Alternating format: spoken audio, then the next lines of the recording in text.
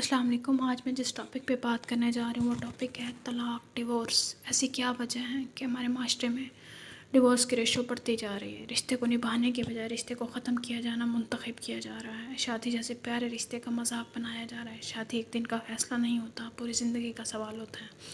شادی کے فیصلے جلد بازی میں نہیں کیے جاتے اور شادی کو ختم بھی جلد بازی میں نہیں کیا جاتا۔ شادی سے پہلے لڑکی یا لڑکے میں کوئی برائی نظر نہیں آ رہے ہوتے، اس کی برائیاں بھی اچھائیاں لگ رہی ہوتی ہیں، لیکن شادی کے بعد اچھائیاں بھی برائیاں میں بدل جاتی ہیں۔ ہمارے معاشرے میں لڑکی یا لڑکے جب پسند کی شادی کرتے ہیں تو ایک دوسرے کے علاوہ ان کو کچھ نظر نہیں آ رہا، تو شادی کے بعد جب ایک دوسرے کے گھر طور طریقے دیکھ کر وہ ایک دوسرے کو تانے دینا شروع کر دیتے ہیں کہ بار بار یہی کہنا کہ میں نے تم سے شادی کر کے بہت غلط فیصلہ کیا۔ ہر انسان کے گھر کے طور طریقے بہت الگ ہوتے ہیں۔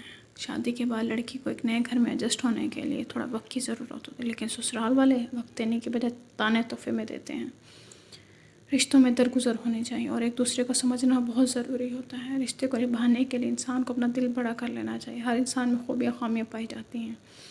کسی انسان کو زندگی کے لیے منتخب کرنے کے لیے خوبی اور خامیوں کے ساتھ اپنایا جائے اور اس کی بری عادات کو بھی اس کی ٹونٹ نہ بنایا جائے، بلکہ اس کو پیار سے اس کی عادت کو ختم کیا جائے۔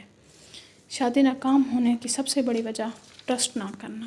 ہمارے معاشرے میں میاں بیوی ایک دوسرے کے ساتھ رہ تو رہے ہوتے ہیں، لیکن وہ ایک دوسرے پر بھروسہ نہیں کرتے۔ بلا وجہ کا فضول باتوں پر شک کرنا، رات کو کال کیوں آئی، آپ لیٹ گھر کیوں آئے، نمبر بیزی کیوں تھا، مجھے بنا بتائے تم وہاں کیوں گئی، ایسی ہزار باتیں، ایسی چھوٹی چھوٹی باتیں ایک دن اکٹھی ہو کر آپ کے رشتے کی تباہی کا ذمہ دار بنتی ہیں۔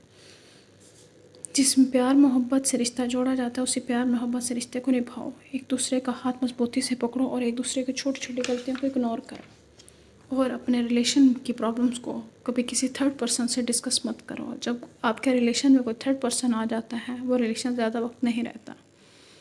شادی ایک خوبصورت بندھن ہے، اس کو خوبصورت انداز سے نبھاؤ۔ شکریہ۔